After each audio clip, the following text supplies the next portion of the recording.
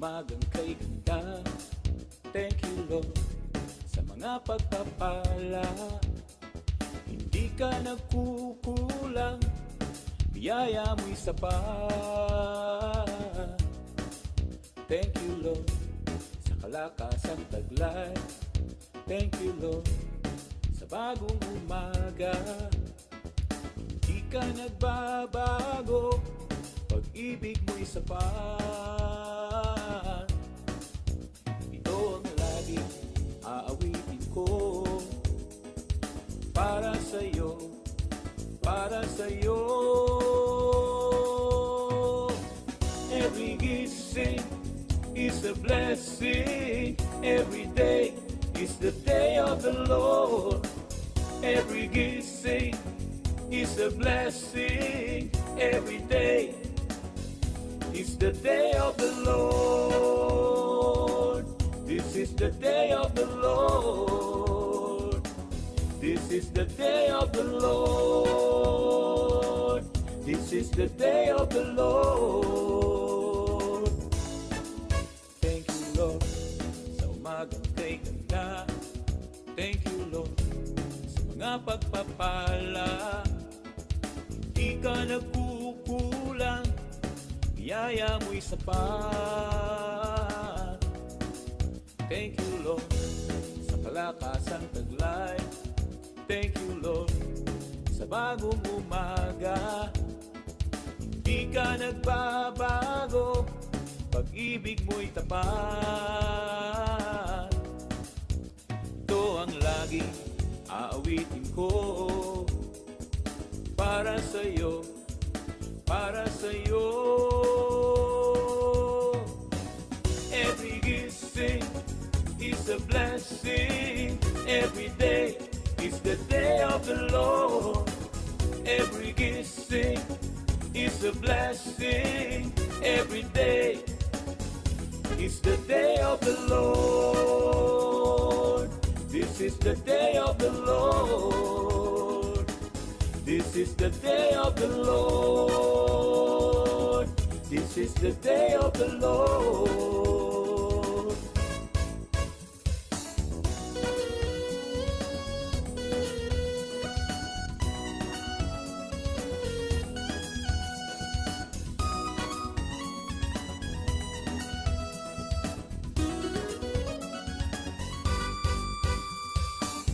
Every gising is a blessing. Every day is the day of the Lord.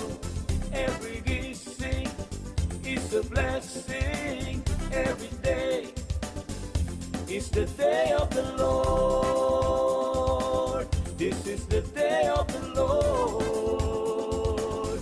This is the day of the Lord. This is the day of the Lord.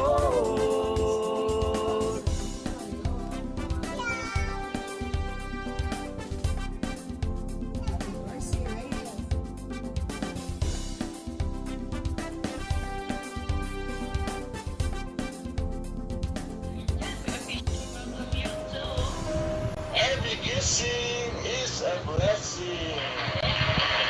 Amen. Hello, hello, good morning. It's Monday morning. And welcome to our new episode of Every Gising is a Blessing. Ayan. So, come on, rise up, rise up.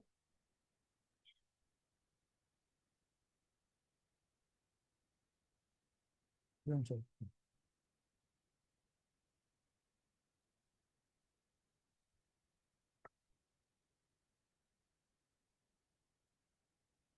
So today is Monday morning. Welcome po. Hello, Sister Julie.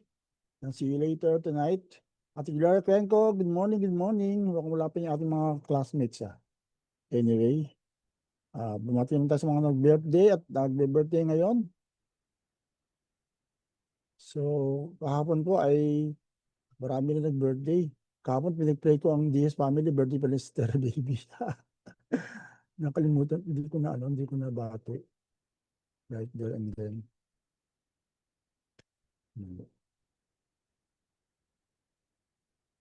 What's wrong with this?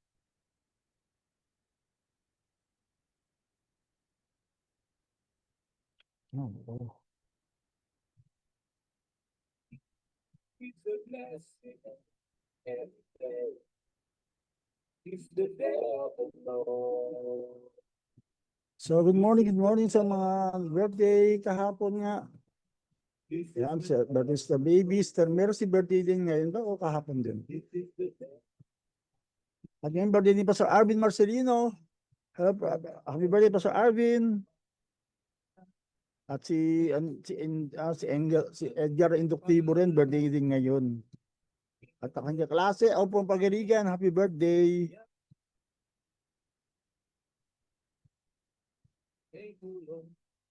Yung Sister Baby Days nga, birthday kahapon, happy birthday Sister Baby. Sayang hindi ko kayo nabati. Dati nating youth, si Carissa Benavides, kamusta kaya to? At si Jubilin, birthday pala ng Saturday, ka-birthday ni ng Josie. Si Kyle Maisip, kamusta na rin to? Dati nating kaibigan, Kyle Maisip.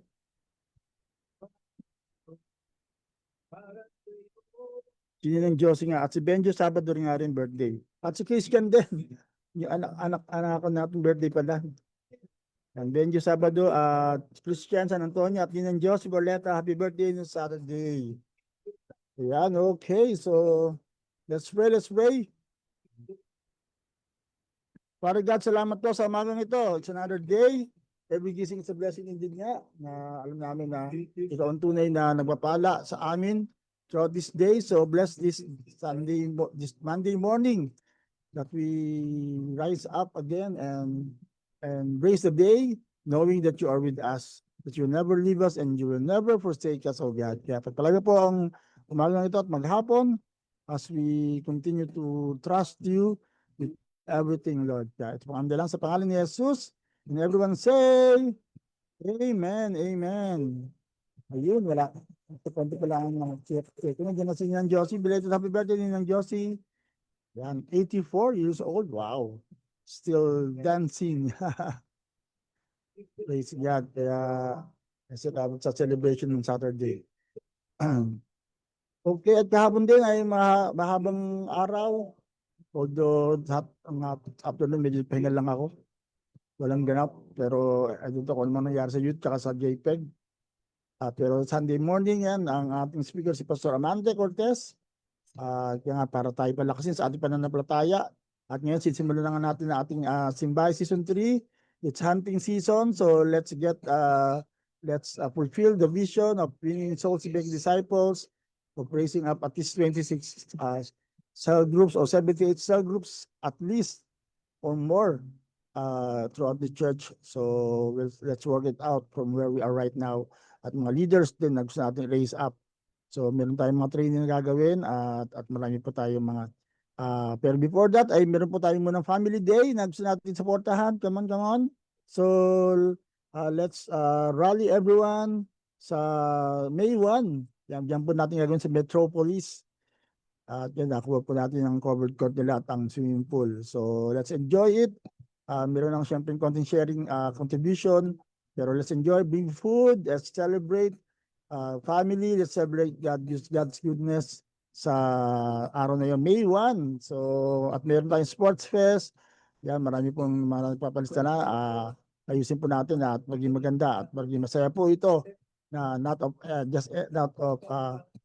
hindi lang para sa mga gusto natin manalo, kundi sa family, fellowship, and food na ating i-enjoy throughout that day. Okay, at may water baptism din tayo na gaganapin dahil nandun na rin tayo sa swimming pool. So let's use it also for that purpose. Pero yeah, kung lahat ng gusto mag-swimming, you're very much welcome to join the swimming. Okay, so dito tayo po sasamba sa Panginoon. At talagang ngayon lalo na mainit ang panahon, dapat mas mainit ang ating pagsamba para talagang matapatan natin yung init na naramdaman natin na marami ngayon sa panahon ito. At sa kitama ng mga problema, kitama ng mga issues, patuloy pa rin natin pagharian ng Panginoon, nawa siya ang talagang maitaas sa ating buhay no matter what is happening around us. So let's worship God together with the psalmists. This is the day of the Lord. This is the day of the Lord. Let's welcome the psalmist. Mag-take ka, take mo, napagpapala, di ka nagkukulang, kaya.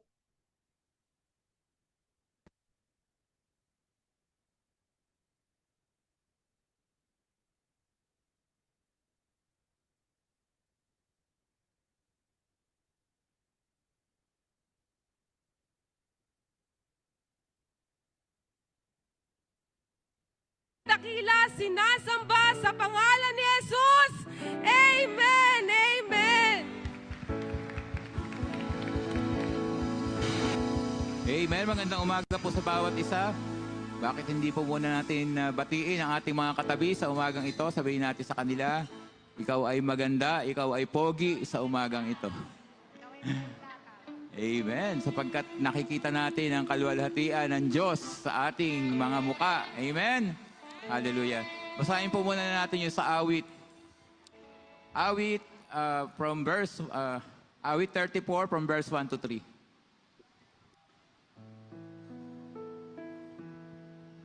Yan.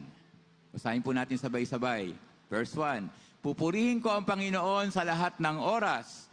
Ang aking bibig ay hindi titigil sa pagpupuri sa Kanya. Ipagmamalaki ko ang gawa ng Panginoon. Maririnig ito ng mga api at sila'y magagalak.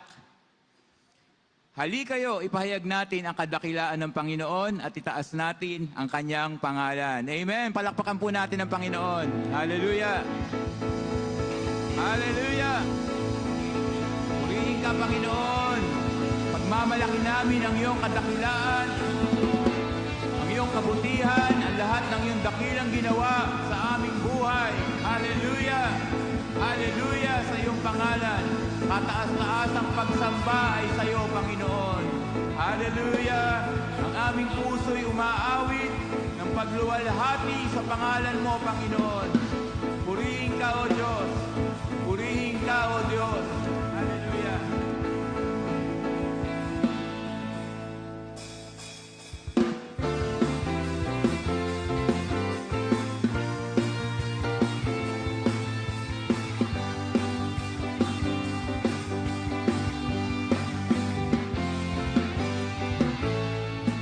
Panginoon, ako'y magpupuri. Aking isisigaw ang kadakilaan. Kahit na ano ang kalagayan, ako ay sasamba sa iyo.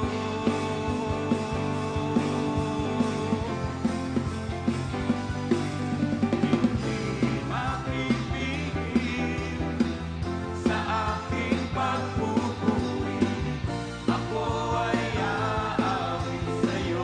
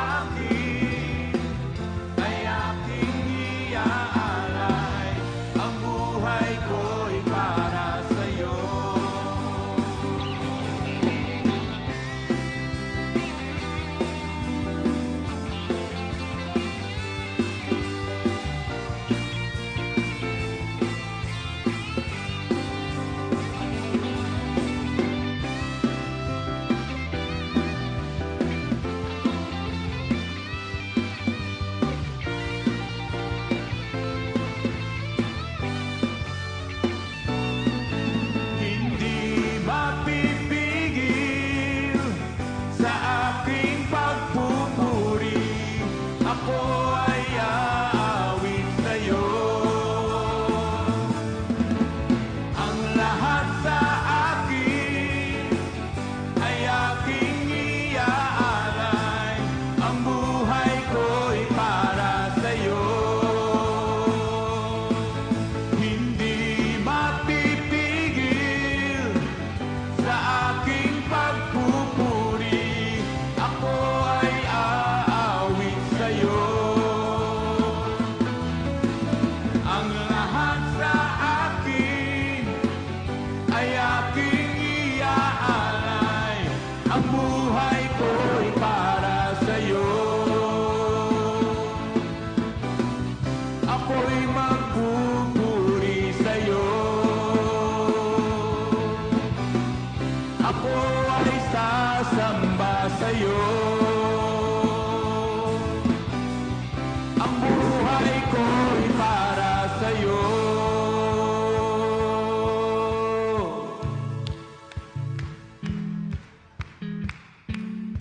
Amen. Hallelujah! Amen. Ang buhay ko'y para sa iyo. Praise God. Woo. Ayan. Thank you, Lord. Wow. Ang buhay natin ay para sa Panginoon. Amen po ba? Palapakan natin, Panginoon, for that wonderful praise and worship celebration. Amen, Josie. Good morning. Yan, tagging people and friends. Yan, thank you for your wonderful celebration of your birthday on your 84th birthday. Okay, so without further ado, let's go back now sa ating series na ginagawa, ang ating 50 Days of Supernatural Transformation. Nasa week 4 po tayo at dalikan lang po natin. Yung una po ay we are transformed in our spiritual health, na pinakamalaga ang ating relasyon sa Diyos, na dapat talaga natin i-practice sa mga spiritual habits na dapat natin ginagawa. Kaya ngayon din yung purpose ng ating Simbahay Season 3, na talagang ibalik po yung ating mga disciplines na minsan nawawala na sa pag tayo nagmamature, minsan nakakalimutan natin. Let's go back to the basics. Let's get rooted in Christ. Lumalim po tayo para hindi tayo basta-basta madadaya ng sino mga mandala, talaga nang lilindan ng mga Kristiyano. And then kaya nga, let's be strong on the inside. And pangalawa, let's be healthy in our spiritual health. Syempre, dahil yun ang nakikita, that's also the part of you that is being known and shown. So alagaan po natin ang ating katawan dahil nga sabi rin ng Bible, ang pinaka-gist ito ay tayo po ay templo ng banal na spirito. God is living inside of us in this body. So we are powered by the presence of God. So we might as well take care of it. At pangatlo nga po, yung ating last Friday ay yung ating mental health. Yan, kahapon may magandang series na ay magandang message tayo na pakinggan kay Pastor JR na siya nag-speak dyan sa Alpha and Omega, and it was a good, wonderful to listen. So you can listen it to my timeline. Kung wala akong ginagawa, makarinig lang po kayo ng mga teachings about mental health. At ito nga yung ating pinag-usapan din natin Friday. Kaya take good care of your physical, spiritual lalo na, and also our mental health. So kung patuloy po tayo ngayon, na konektado din sa lahat na yan, ang emotional health. So we are transformed in our emotional health. So mabago nawa po ating emotional na damdamin. Kaya nga, kasi nga po, minsan nakakalungkot na ang mga kabataan sa panahon daw ito ay may hinaan loob. Kaya dapat talagang maging strong tayo emotionally. Maaring meron kang intelligence quotient na mataas, pero kung mababa naman ang emotional quotient mo, ay mahirapan ka rin. Kaya let's listen to this and be blessed. And I'll be back after 20 minutes or so in listening this teachings. Yan, bati muna po tayo sa mga nandyan na. Hello, Ninang Josie, good morning, good morning. Yan, share, tag, para po mas marami po makarinig ng ating salita ng Diyos na ating ibabahagi ngayon.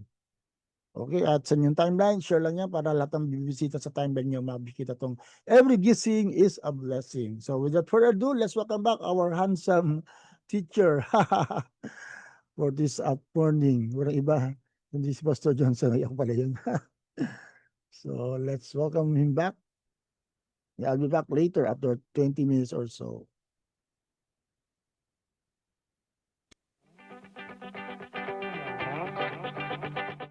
O magandang hapon sa inyo lahat. Once again, welcome back sa ating session number 4 para sa 50 Days of supernatural transformation na kailangan natin ngayon lalo po sa pagpasok ng bagong taon. At ngayon po tayo papasok sa ating fourth lesson, which is about emotional health na napakahalaga. Transformed in our emotional health. Let's show our PowerPoint. Sabi dito, come to me all you are weary and burdened and I will give you rest. Yan, lahat daw na napapagod at nabibigatan ay lumapit sa Panginoon. At alam na kung maging aminado lang tayo sa lahat, lahat po tayo ay napapagod. Lahat tayo ay may emotional wounds. Lahat tayo ay may emotional hurts. Just have to be honest about it. So before we continue, let's just pray. Father God, salamat po sa oras na to. I pray that you just bless our session for this moment. I pray that ikaw pang patuloy na mangusap sa amin sa pangalan ni Jesus.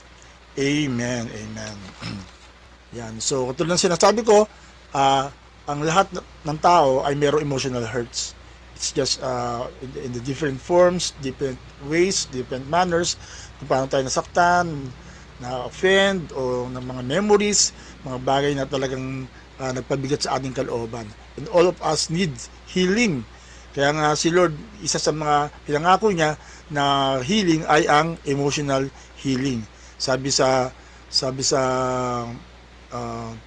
Psalms 147:3, He heals the broken-hearted and bandages their wounds. Yan, pinagaling niya ang mga broken-hearted at ginamot ang mga sugat. At lahat tayo ay dapat magkaroon ng pagkakataon maging honest with ourselves that all of us need healing. So, paano tayo gagaling? Paano tayo gagaling para sa mga emotional wounds na yan na talagang lahat tayo ay exposed? So, there are 5 steps that we need to do so that we can be healed emotionally.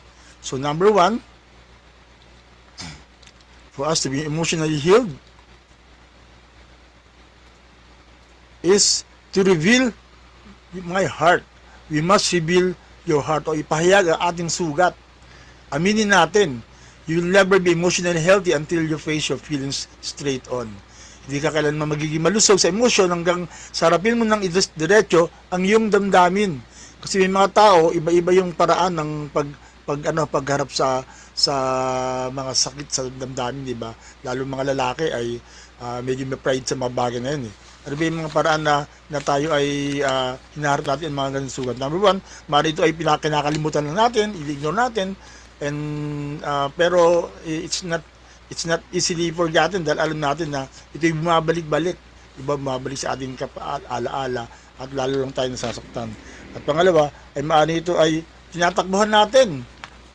Maaring we run away from it. Talagang iniwasan natin. Pag dumarating mga problema, pag talagang iniwasan natin, ayaw natin pag-usapan, and therefore, hindi mo talaga nawawala.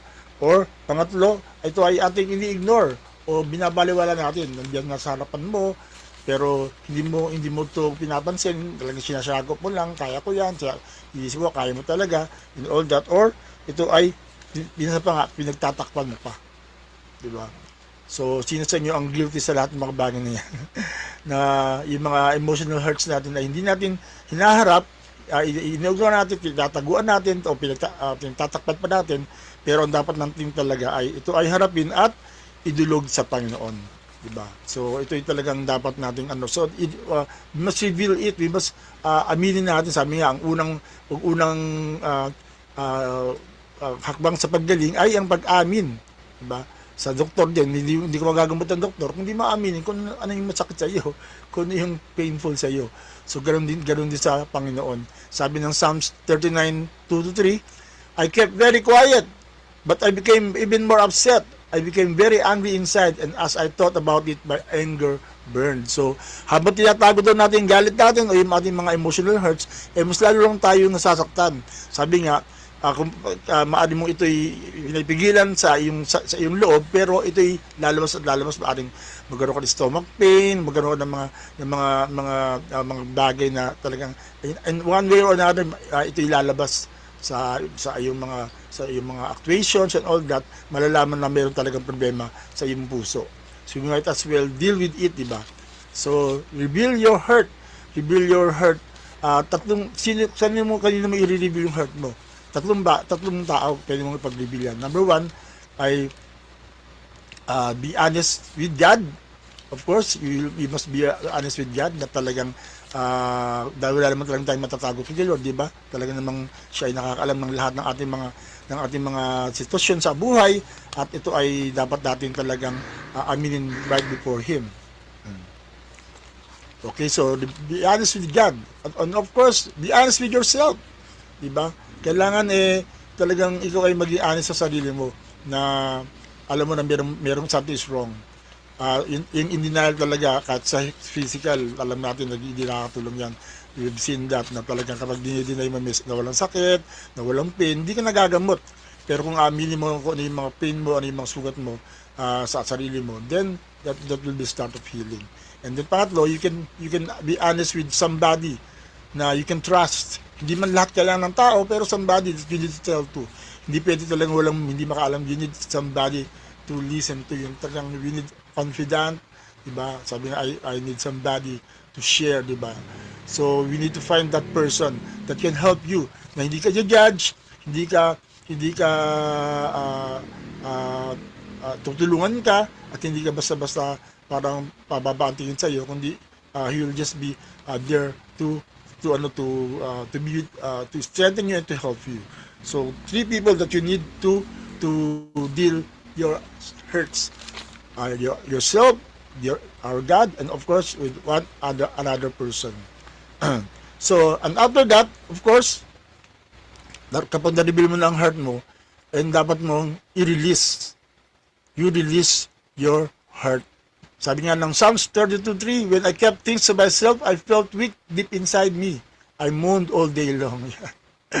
I have felt that way in so many times na kapag hindi ko ma-stress, lalo yung aking emotional hurt na pinagdaanan, talagang pag wala akong pagsabihin, I'll just cry. Ang hirap. We just have to go to God and also go to a person that can help you. And also, for us na mga strong enough, at least be sensitive to the hurts of others, di ba? Yung pamustahin lang sila and be there for them for whenever you need it, just to listen, not to judge a person, but to really be parang a shoulder to cry on somehow. So reveal your heart, and then of course number two step is release those who have hurt me. Yan, palayain mo yung mga nakasakit sa iyo. Na i-release mo yung mga hurts din.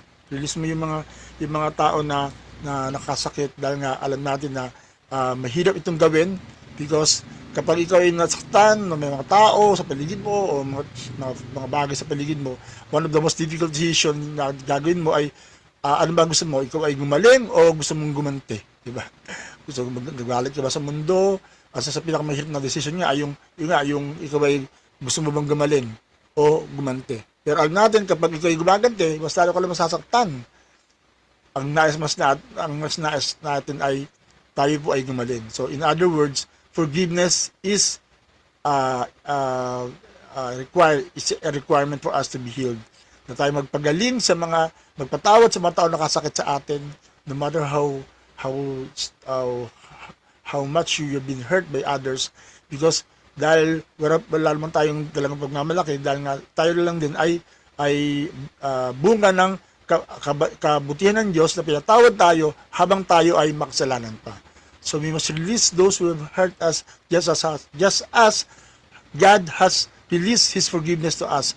Sabi po ng Romans 5:8, it was while we were still sinners that Christ died for us. Na habang tayo makasalanan pa, hindi pa tayo humingi ng tawad, pero pinatawad na tayo ng Panginoon. And everyone say, Amen, Amen.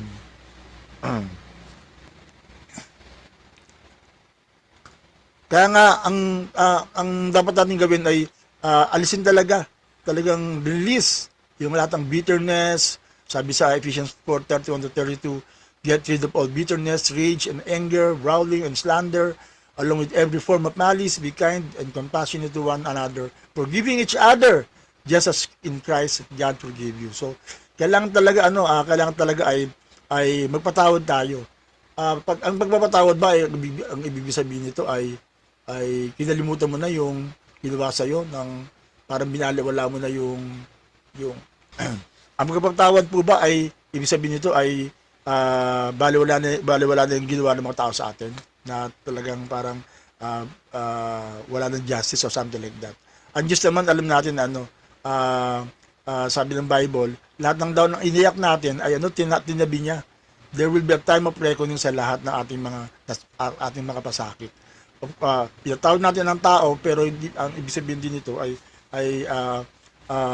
hindi basta natin binaliwala yung sakit na naramdaman mo, because God kept our tears in the battle. Sabi po ng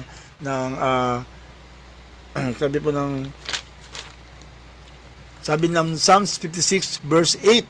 Sabi po ng Psalms 56 verse 8, you have kept a record of my tears. Wow. So there will be time na lahat ng talagang pagsusulit natin, kaya nga sabi ng Romans 12:17-19 never pay back evil for evil, never avenge yourselves. Huwag kang makiganti. Leave that to God, for He has said that He will repay those who deserve it. Don't take the law into your own hands. Yan, di ba? So alam natin na God has His way. Don't take it for ourselves. Si Lord ang bahala para sa anumang mga pasakit na dinulot sa atin ng ibang tao. But for us, our job is to forgive people, release those who have hurt us. Amen. So mahirap ang gawin yan, pero magagawa natin yan sa biyaya ng Panginoon. At paano natin magagawa yan? So yung pangatlong bagay na dapat natin gawin is para tayo po maka-overcome sa emotional hurt natin. Kasi nga, ang dami natin mga emotional bandages about our past, about the way people think about us. Kasi sabi nga nila, kung ano yung pag-iisip mo sa sarili mo, ay kung ano yung iniisip ng tao sa iyo. Ano yung iniisip ng mga pinakamahalagang tao sa iyo. So kapag ang mga magulang natin, for example, iniisip ko na ikaw ay walang kwenta, etc., that is the way you think about yourself. And that really stuck in your heart. Sabi nga, emotional hurts ay mas mahirap gumaling kaysa sa mga physical hurts. Mga physical hurts sandali lang, gagaling na yan gamot-gamot lang. Pero yung mga emotional hurts, it takes years, decades. Talagang matanda na, nandun pa rin. Kaya kailangan talagang magkaroon ng pagbabago sa ating kaisipan. So number 3 that we need to do is to replace old lies with God's truth. Palitan natin ang mga lumang kasinungalingan ng mga katotohanan ng Diyos. So let God transform you into a new person by changing the way you think. Yung hindi katulad ng ating pag-isipan napag-usapan about sa mental health, di ba? Hindi kadalasan ating mga pag-iisip ay hindi talaga totoo. Di ba? Kailangan dito ay ma-filter ng katotohanan ng Diyos. Si Jesus nga di ba, tayo minsan nahihiya tayo sa ating sarili, pero sabi ng Bible, si Jesus ay hindi siya nahihiya na tayo tawagin tayong mga brothers and sisters. Wow! Jesus who makes people holy, and all those who are made holy have the same Father. That is why Jesus isn't ashamed to call them brothers and sisters. Hindi siya nahiyang tawagin kang kapatid. Diba? So, kung katulad sinabi ko, ang nakaka-apekto sa ulo ng ating pagkaisip sa ating sarili ay yung pag-iisip ng ibang tao sa atin, lalo na yung mga halagang tao sa atin. Ito na lang isipin mo, kung paano ka iniisip ng Panginoong Hesus, kung paano ka kinikilala ng Panginoong Hesus. At sabi ng Bible, hindi siya nahihiya na tawagin kanyang kapatid. Hindi siya nahihiya na tawagin kanyang anak. Amen? Wow! Praise God! Palakpakan natin ang Panginoon with that. Diba? May palakpakan pa. Amen. So, talagang, ibig sabihin talagang importante na mabago ang ating pag-isip with the way how God thinks about us, not what we think about ourselves, or even how others think about ourselves. If you want to change the way you feel about your life, you have to change the way you think your life. So replace all lies with God's truths. Kung nais mong baguhin ang nararamdaman mo tungkol sa iyong buhay, kailangan mong baguhin ang paraan ng pag-iisip mo sa iyong buhay. Ito ay dapat mong palitan ang mga lumang kasinungalingan ng mga katotohanan ng Diyos. So isipin mo yung mga sinabi ng Diyos, sino ka. Sa Ephesians 1, napakatindi po ng revelation about that. Kung ano yung sino tayo sa harapan ng Panginoon. And that will help us to be healed emotionally. Amen. If you know that God is the one is backing us up and thinking so highly about ourselves, because He has bought us with His blood. Precious tayo before God. And therefore, you can really redeem whatever emotional hurts, emotional wounds, emotional bandages you are going through. And the Lord can deliver you from that. And everyone say, Amen, Amen. So, at pang-apat na dapat natin gawin ay to refocus on the future.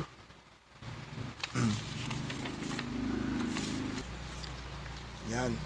Refocus on the future. Paano natin gagawin yan? Una, of course, pray to God for healing. Diba? Pray to God for inner healing, for healing the wounds, healing of the memories. Talagang paalisin natin yan sa Panginoon. Alam natin na in the presence of God that can happen. And then fill your mind with the Word of God, with music, with worship, and then focus on the future. Na talagang kapag ito ay ginawa natin sa ating sarili, then we can have a better outlook in life.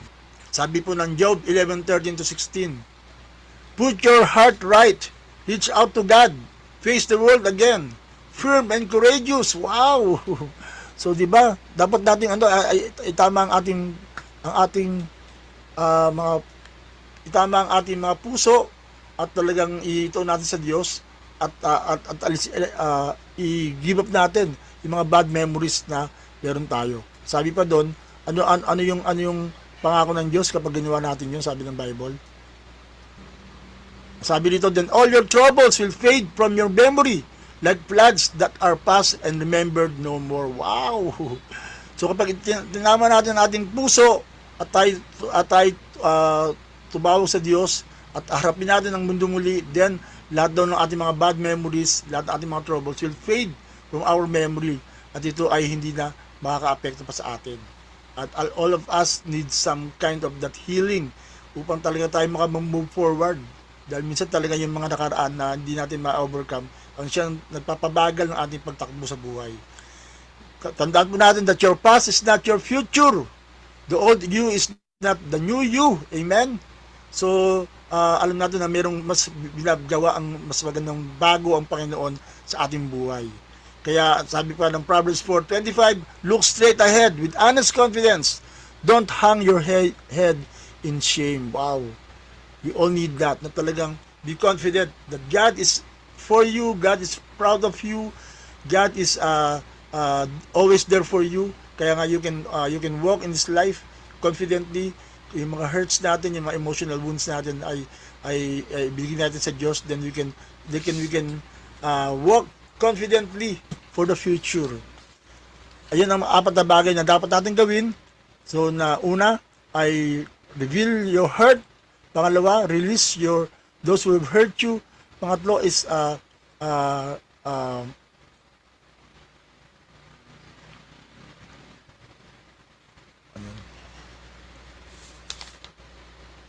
replace old lies with God's truths.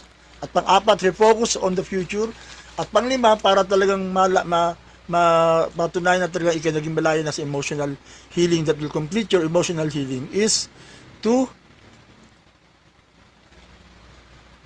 reach out to help others. Umabot upang makatulong sa iba. God wants to redeem your pain. He wants to use your experience to help others, to help other people. That's what ministry is all about. So, kung ano man ang pinagdaanan mo, pwedeng gamitin pala ng Diyos yan upang maging blessing sa iba. Kahit na sa tingin mo pangit ang nakaraan, pangit na alaala, mga kasalanan, mga wounds, mga hurts, pero kung pag ito pinaayos mo sa Panginoon at pinagaling ng Panginoon, then even those bad experiences ay pwedeng gamitin ng Diyos para maging pagkapala sa iba. And that is what we call ministry. Amen? God comforts us every time we have trouble. So when others have trouble, we can comfort them with the same comfort God gives us. Katulad nga po ng naranasan ng inyong lingkod na ngayon po ay talagang dumaan sa matinding grief, di ba po? Talagang and I salamat sa Diyos because siya ay sumama sa akin, talagang pinalakas niya ako, at kung ako pinalakas niya, then I can strengthen others na maaaring dumadaan din sa ganito pagsubok ng pagkawala ng mga mahal sa buhay o mga pains na, anumang pains na pinagdadaanan natin. Kaya the Lord is so true to His promises na He will never leave us and He will never forsake us. And everyone say, Amen and amen. So when someone becomes a Christian, tandaan po natin, he becomes a brand new person inside. Yan, mababago lahat. He is not the same anymore. A new life has begun. 2 Corinthians 5:17. So sa sa oras na to ay talagang yung 5 bagay na yan, para tayo po ay gumaling, ay wag mo nating kalimutan. Gawin po natin na talagang steps for our emotional healing. Reveal your heart be honest with yourself, with God, and with another person, and then release others who have hurt you, and then replace old lies with God's truths, and then refocus your mind to the future, and then reach out to help others. So this time, let's pray. I pray na God will heal any wounds na meron ka ngayon, at talagang maging honest ka lang sa Panginoon, and the Lord will just touch you. And be willing to share it to others as you discuss it with your fellow believers. Let's pray. Father God, salamat po sa oras na to. Salamat po sa lesson na to na emotional health, that you wanted for us to be emotionally healthy. Lord, I pray kung ano man ang mga wounds, ano man mga hurts na nakasakit sa amin, Lord, right now ay aming sinusuko sa ito, Panginoon. Pagalingin mo po ang aming mga puso, aming mga kaisipan, aming mga memories from the past, Lord. I pray that you will just touch us, Lord. Help us to forgive people, and help us to ask forgiveness also, O God, and help us to really be released from any hurts, from any brokenness that we have been carrying all along, O God, in our lives.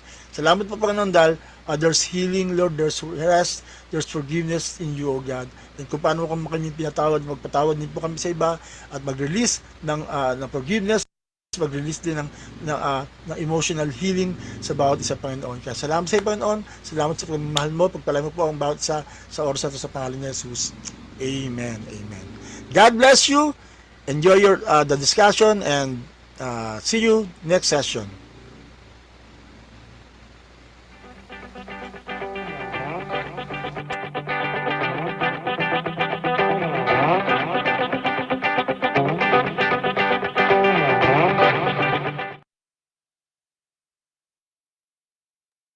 Amen. Amen. Thank you, Lord.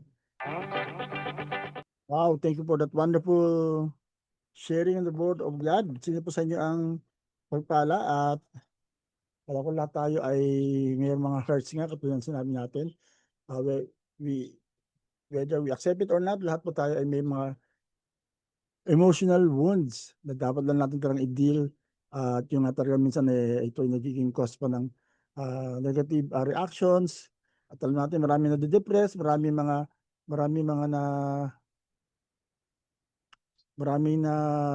nalulungkot, at minsan to the point na talagang nagkakaroon hindi magandang reactions. Pero ang prayer nga natin ay talagang lahat tayo maka-overcome. Lalo ngayon, talagang napakahirap ng sitwasyon. If you'll talk to people, like for example nga nakasakay, and kasi nakabay na ako. Nakita ko sa jeep, yung mga tricycle driver parang humihingi na ng favor na kung pwedeng dagdagan daw natin yung ating mga pamasahe kapag sumasakay tayo sa kanila. It will be of great help sa kanila nga sa kanilang kalagayan ngayon na mataas ang gasolina, diesel lalo na, ayun ang ginagamit nila. So let's be a blessing din to others. At lalo nga ngayon, alam natin na magandang balita ay binuksan na uli ang Strait of Hormuz, pero apparently kahapon ay sinara na naman. Nagka-problema na naman. So let's just be a blessing to one another. Alam ko marami nagkakaroon ng kiskisa ngayon, lalo nga sa politika, pero let's be sensitive nga to everyone. Isang bagay na dapat natin talagang gawin ngayon. Kung paano nga one time, Saturday, may nakausap ako na namatay din ng mahal ng asawa. So I just felt for her. Kaya narap ko kasi nga sabi nga ang makakaintindi lang daw ng mga nawalan ng mahal sa buhay ay yung mga nawalan ng mahal sa buhay. Makakaintindi lang daw ng pain ng nawalan ng asawa ay yung mga tao nawalan ng asawa. So let's be sensitive to those people na ganyan ang kalagayan. Dahil sabi ng Bible, let's comfort one another, encourage one another, let's be there for every people na nasasaktan. Sabi nga, nobody should suffer alone. Kaya tayo po ay maging blessing po sa bawat isa. Amen. So thank you for joining this morning. Yan, nandiyan po sila Ma'am Mel. Yan, maaga pa naman, pwede pa tayo mag-reflect pa sa ating pag-usapan. Yan, si Ninang Josie, na-take note niya yung mga points. Yan, reveal your heart. Yan, so number 1 nga is reveal your heart. Aminin natin na talagang tayo nga po ay meron sa kasi nga, for you to be healed, kailangan aminin mo muna kung anong problema mo. Diba sa doktor nga, paano sabi natin nga dun sa lesson na hindi ka magagamit ng doktor kung hindi mo sasabihin kung anong masakit sa iyo. Okay, so reveal your heart. Pangalawa ay release others. Diba? Yung patawarin na natin silang ikulong sa ating mga puso, lahat ng mga nakasakit sa atin, lahat ng mga tao sa talagang release and forgive them. At talagang ikaw tayo po ay magkaroon ng mas the only way for us to really be released from any pain, especially caused by others, is to release them in your heart. Dahil nga minsan alam natin na ang sinumang hindi nagpapatawad, ang siya talaga ang nakakulong sa kanyang unforgiveness. Akala mo yung hindi mo pinapatawad ang kinukulong mo, ikaw ang nakakulong talaga.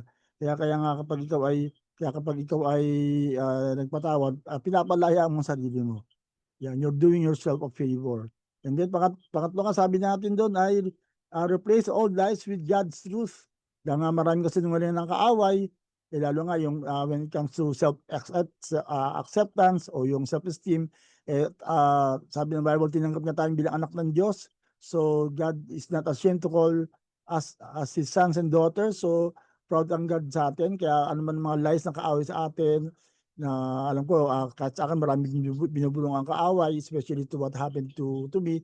Pero by the grace of God ay ating itong nilalabanan dahil mayroong mas mataas sa katotohanan ng Diyos na tayo mahal niya, na tayo anak niya, na tayo hindi niya iiwan, hindi niya tayo pababayaan, that God is always for us no matter what happens. Amen. Sabi ng Bible, He will never leave us and He will never forsake us. At sabi nga, ang pang-apat nga is refocus on the future. Yan, talagang especially nga sa mga katulad ko na nawalan sa mahal sa buhay, ang hirap talagang mamuhay ka sa nakaraan. Talagang it will always be painful. So we might as well refocus on the future. God has still plans for us. The mere fact na ikaw ang nandiyan, ikaw ang naiwan, may plano pa ang Diyos. Hindi natatapos ang buhay mo to what happened to you. So refocus on the future. Do something, mangarap ka pa rin. Talagang make yourself fruitful and available for others. Kaya nga may nag-pray ako na somebody, probably I can be a blessing to somebody na talagang at least somehow it can help me, yung sa anong sitwasyon na meron ako ngayon. Pero kaya nga we can just trust God. God has still something better for us. Yan, maaaring iwan ka ng ibang tao, nabigo ka man, pero hindi pa tapos ang buhay mo. Meron pa plano ang Diyos sa buhay natin, kaya let's focus on the future. And then panghuli nga ay reach out to others. Yan. So that's what I'm doing my best right now, to reach out to others. Talagang make myself not just busy for the sake of being busy, but to really make this life useful for the glory of God. Yan. So good morning po sa mga diyan. Yan, nandiyan po si Jimmy Schmidt, si Julie, at nakita ko si Mami Mel, dumating din. Ayan, si Sister Nene Santos, nandiyan. Hello, Sister Nene. Good morning. Mukhang nalig kata kayo. Yan, mag-wrap up na tayo. Yan, so let's be a blessing. No matter what your situation is, you can still be a blessing to God. Magkaroon lang tayong tamang perspective. Let's be healed emotionally. Let's really, kung ano man ang hurts pa rin natin, ay ibigay pa natin sa Diyos. Dahil nga si Lord lang talaga unang makakaunawa. Si Lord lang talaga ang magmamahal sa iyo. Si Lord lang talaga ang tunay na magbibigay sa iyo ng kagaangan ng loob. Sabi nga ng memory verse natin for this day, I come to me all you are labor and are heavy laden, and I will give you rest. Yan, magpapahingay tayo ng Panginoon sa anumang kapaguran na meron tayo. Amen, amen. So with that, tayo pa'y manalangin. Father God, salamat po sa umagang ito. Salamat po sa pangako mo na kapag kami lumapit sa iyo, you will give us rest and you will give us comfort, you will give us strength, Lord. Kaya pagpalain mo po ang bawat isa ngayon na may pinagdadaanan man, especially emotionally. Alam po namin na nandiyan ka para kami patuloy na palakasin, patatagin, ano man ang nagawa ng kaaway. Alam po, sinabi mo sa inyong salita na you have meant it for our good. Kaya Lord, may we see your hand in everything that is happening around us, Lord. Na kumbaga ang para kami nasa sa tapestry lang, maaaring nakikita namin ay yung mga pangit na side lang. Pero sa kabila pala nun ay may magandang plano ko, Panginoon. Dahil sinabi mo sa salita, you know the plans you have for us, plans to prosper us and not to harm us, plans to give us hope in the future. So Lord, may we receive that despite of our situation, O God, na may pinagpaplanuhan ka pa rin sa aming buhay, may inaayos ka sa amin, O God, and hindi pa tapos ang aming kwento dahil nandiyan ka pa para patuloy na paggandahin at patuloy pagpalain ang aming mga buhay, O God. Kaya salamat sa iyo, pagpalain mo pang bawat na nandito, even yung mga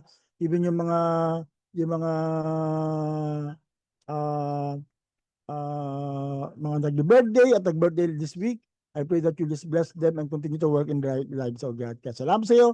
Patuloy kang mapapurihan sa aming mga buhay sa pangalan ni Jesus. And everyone say, Amen, Amen. Praise God. God bless you. Shalom, shalom. Tayo po makita-kita tomorrow, 7 a.m. Dito po rin po sa Every Gising is a Blessing. Shalom, shalom.